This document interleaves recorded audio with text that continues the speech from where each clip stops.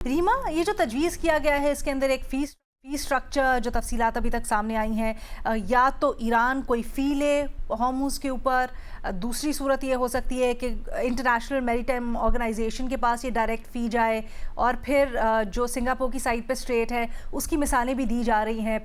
आपकी राय में अगर ऐसा कोई मेकनिज़म बनता है तो क्या ये एक ऑफ रैम्प हो सकता है ईरान और अमेरिका के लिए इस जंग से एग्जिट नहीं, या एटलीस्ट थोड़ा कूल डाउन करने के लिए?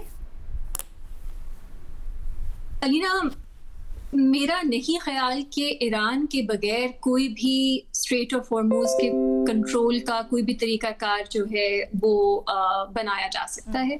ये मेरी पहले भी अंडरस्टैंडिंग थी कि MOU ईरान का एक कंट्रोल ओमान के साथ उसको तस्लीम करता है, और अमेरिका की ये बुरी इंटेंशन या बैड फेथ था कि वो उसके अराउंड ईरान को बाईपास करने का कोई तरीका ढूंढ रहे थे, जिसपे अगेन ईरान ने मेरा ख्याल है डिसप्रोपोर्शनेटली रिएक्ट किया। तो मैं अभी भी उस पोजीशन पे कायम हूँ कि ईरान जो है वो अपना कंट्रोल इस तरह अमेरिका को, ओमान को या किसी भी रीजनल प्लेयर को नहीं देगा। अब उसकी शक्ल क्या निकलती है वो तो वक्त ही बताएगा।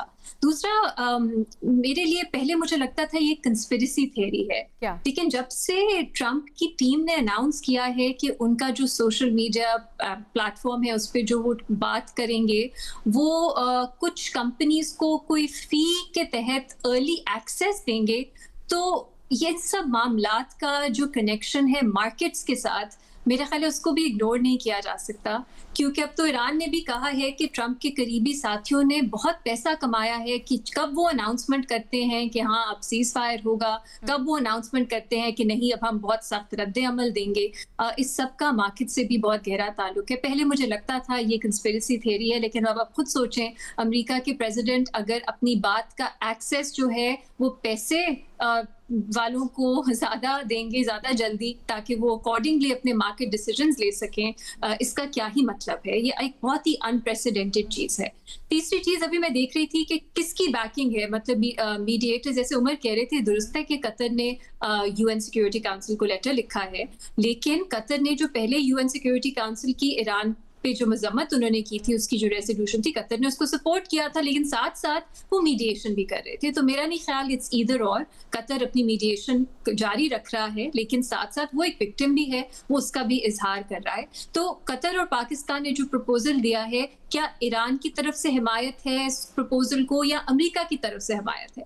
और अभी भी दोनों साइड्स मुख्तलिफ रिपोर्ट कर रही हैं। ईरान का जो जुड़े अकाउंट्स हैं, मीडिया है, वो कह रहा है ईरान ने इसको रिजेक्ट कर दिया है, और अमेरिका ईरान के पास आ रहा है कि प्लीज हमें कुछ रियायत दे दें, और अमेरिका कह रहा है कि उसने बिल्कुल रिजेक्ट कर दिया है, और ईरान जो है वो चाह रहा है कि अब कोई जंग बंदी हो। तो अभी तक तो ये भी क्लियर नहीं है कि क्या किसी की हिमायत थी, या ये अभी पाकिस्तान कतर का ही एक प्रपोजल है जो ना ईरान ने इसको एक्सेप्ट किया है या कहा है कि हम इसको देख सकते हैं, ना अमेरिका ने। तो ये भी क्लियर नहीं है। सो अभी I think it's too soon to say, मेरी नजर में, कि सीज फायर होगा या नहीं, लेकिन मार्केट एब्सोल्युटली हम ये पूछ भी नहीं रहे कि सीज फायर होगा या नहीं, हम तो ये पूछ रहे हैं कि कितना वायबल है ये प्लान।